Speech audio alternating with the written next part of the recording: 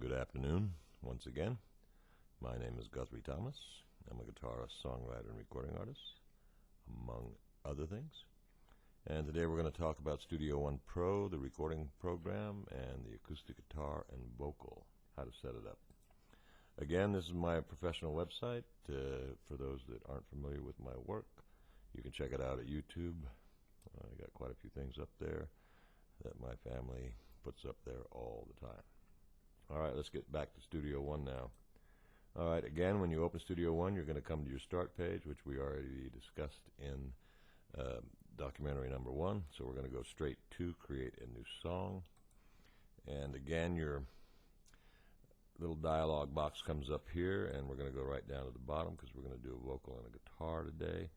You want to click on that one, and of course, rename it. Don't forget to rename these. We'll call this Guthrie Thomas Studio One number 2. And then you click OK, and then your recording program will come up with your 2 tracks that we discussed earlier. Okay, again, over here on the right, you have your browser. All you have to do to rid this is just click Browse, and it'll come disappear. And of course, these are all the instruments, dozens to choose from. And the tab next to it is the effects. Again, dozens to choose from. And that's pretty much it. So once you find your sound, today we're going to talk about how I set up an acoustic guitar and a vocal so that I can get it very, very close to studio quality, so that when I go down to the studio, I'll have a very good reference as to what I want it to sound like. And I can do most of it right here. All right. Again, down here we have our channels. Here's your fader for 1, fader for 2. I'm not going to talk about compression or EQ today, only because it's not really necessary if you get your mix correct and you get your levels correct. And so that really doesn't come into play because we're not using a whole lot of instruments. And you can adjust most of this in the mastering anyway, which is what we'll talk about in the next documentary.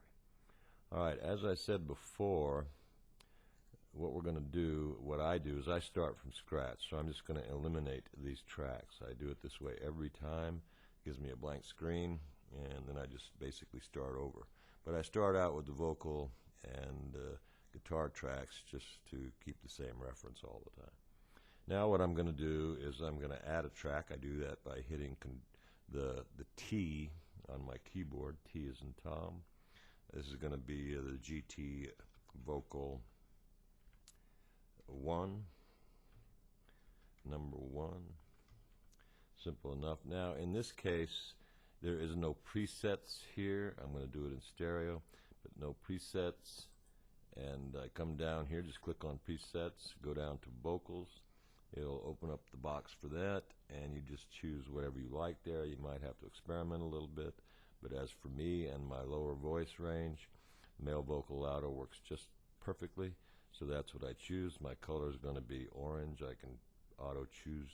I can change the color if I like. I just use these as the colors as they come up and change them when I have more than 1 or 2 or 5 tracks. All right, and then click OK, and now we've created that vocal track according to my specs. Now, when you pull up the vocal and guitar, it doesn't have these specs. Okay, now what I'm going to do is I'm going to go over here to Effects, and oddly enough, I'm going to go to the standard classic reverb of the old days, and right here it says Vox Female Warm Reverb. Oddly enough, that works perfectly for me, and I just drag it up here and drop it right in the middle. Now, of course, your control panel will come up for the reverb for this particular female warm style, and I leave it alone. I don't fool around with any of these knobs because it actually works just fine. Sounds exactly like the studio to me, so I just X out of this. Now, you can fool around with any one of these to get the perfect sound for you. I have to speak purely on my behalf because I'm setting this basically up for myself. So it kind of depends on how much reverb you might want. Again, you've got several dozen here to choose from. All right, now I have the track set up as far as being named and the proper male vocal louder and the proper reverb. Now, what I'm going to do here, where it says none, since there's no input now, I haven't put one in, I'm going to go to the Audio I/O setup by clicking on None. And by doing so, that's going to bring me up this audio box adjustment panel. And what I'm going to do is add a third input. It's going to be a stereo input. I'm going to leave it just as it is. I'm not going to do anything else to it. Not going to take anything else out. And then I'm going to apply that, and then I'm going to hit OK. Now this track is now set up the way that I like it. And all I have to do to get to input 3 is to click on this little channel mode button, and when it's at 0 or just 1 button, it'll say input 1, and you click it. Now it's on input 3. Now that's what you want it to read. Now I enhance this vocal track a certain way. It's a simple process. What I do is I move up in here to the white area, I right click, and all I'm going to do is duplicate this track, as you can see there, with the events. That means with everything that's on this track. So it's going to be an exact copy, including the reverb and the male vocal louder included, and the input. So that's what you do, and as you can see, the input has remained the same. The track has renamed itself to number 2, and it's changed the color a little bit. That's basically irrelevant. And you're pretty much ready to go with the vocal as far as I go. Now, you can try this combination for yourself. It works very well for me, only because I have a very low voice. Now, people with higher voices may want to choose a different reverb setting or a different vocal setting in the preset. All right, now we move on to I'm going to use a 12-string today, or if I were going to set it up, I would be setting it up for a 12-string. So I'm going to add, again, another track by hitting T on the keyboard. And this time we got to rename it, of course. You kind of got to get used to renaming things here. We're going to call it 12-string number 1. And that's what we'll call it. I don't put a preset on my guitars. All I play is an acoustic guitar, and I have 5 or 6 of them, maybe 7 or 8 of them right here in the living room. They're all different, and I never plug my guitars in. They're always played live to mic. As soon as you plug an acoustic guitar in, it becomes an electric guitar to some degree. And I don't do any preset settings. If you click on this, you can go down to guitar, and it will give you all just kinds of things you can do to your guitar. I don't do anything. I want the guitar to sound exactly as close as it can to a real acoustic guitar, in this case a 12-string. So nothing is added, and the color just remains the same. I don't mess with the color until later. And just hit OK. Now, input 3 has automatically been taken care of for me. So now I'm going to do the same thing, and I'm going to duplicate this track. Now, I do not add any reverb or anything to the acoustic guitars. All my guitars sound different. If I want a different sound, I just pick up a different acoustic guitar. It's much easier for me, but a lot of people don't have 8 or 9 acoustic guitars laying around. And so you might want to make some adjustments depending on what kind of guitar you're using. Each acoustic guitar is different. Each acoustic guitar has a different sound. They're like fingerprints. And I've been playing over 40 years, and so I got a pretty good idea which each of mine sound like. I still have the same guitar I used on my first record 35 years ago. All right, now again, I'm going to duplicate this track with events. It's simple enough. And it has duplicated the event and the track equally. So now I'm actually ready to record. Now, if I was going to record, this would be how the setup would be. And of course, if you're going to record, you would want to click your record button. As you can see, the levels start coming up through the mics I'm using. And same thing with the 12-string. Now, this is basically how I would record right here. There wouldn't be anything at all different.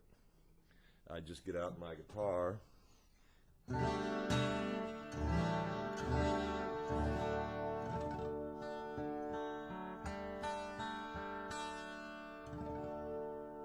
And I would start singing and writing the song.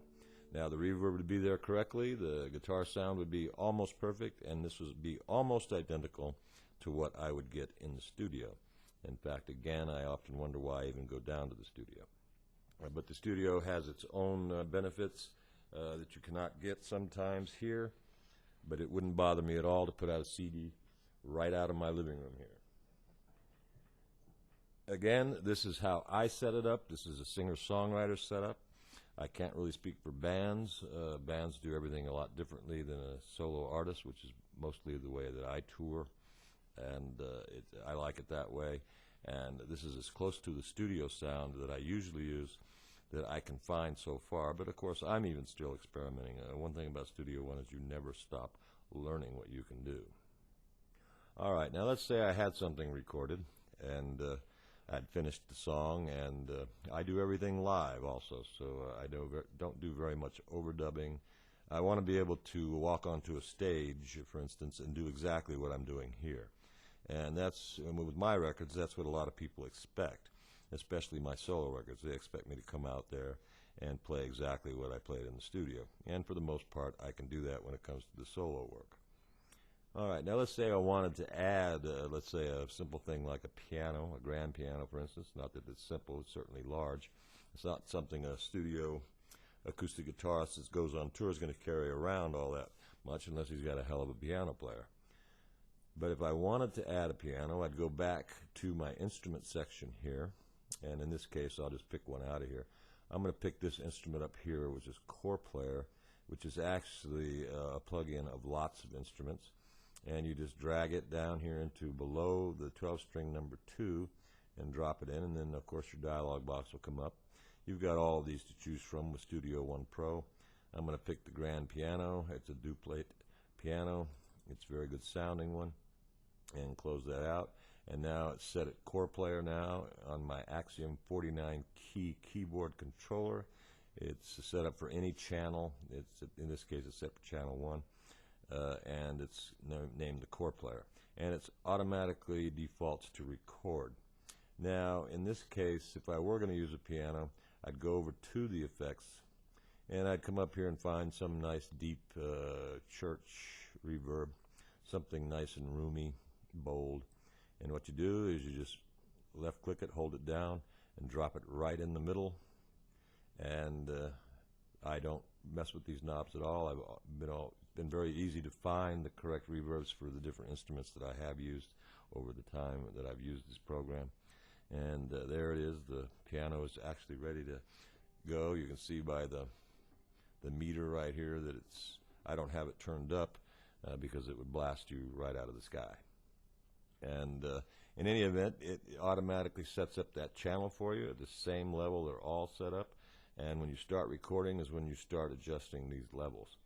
And you want to get your acoustic guitar well balanced with your vocal, and your vocal should always be just a fraction higher than your acoustic guitar is or your acoustic guitars.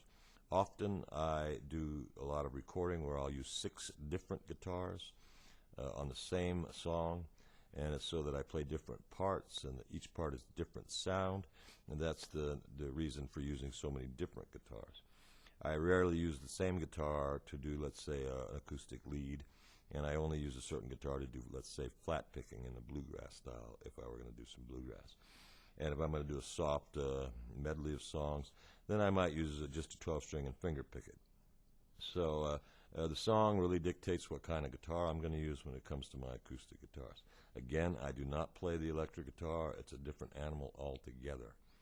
And that's about it. That's how I set up my acoustic stuff. And believe me, this is about as close as you can get to actual walking into a professional studio and having them do it. And most of them are not real familiar with working with acoustic instruments. So they're more inclined to be very knowledgeable on electric guitars. A lot of engineers are not familiar with how to actually mic an acoustic guitar properly. An acoustic guitar can be mic'd 3 different ways, as we've discussed. And with messing with mics, you want to use directional mics on acoustic guitars. And you mic it just below the sound hole with 1 mic. You always use 2 mics. And the second mic you would put just to the left of the first one, right below the fingerboard, but still over the spruce top, if your top is made of spruce. All right. I hope that's helped. Any questions? GuthrieThomas.com, gtpix.com, or gtpix@aol.com. I'll be glad to answer any questions I can. Please be patient. I get a lot of email. I'll be happy to help if I can. All right. Thanks for dropping by. Until next time, have a great time. Adios.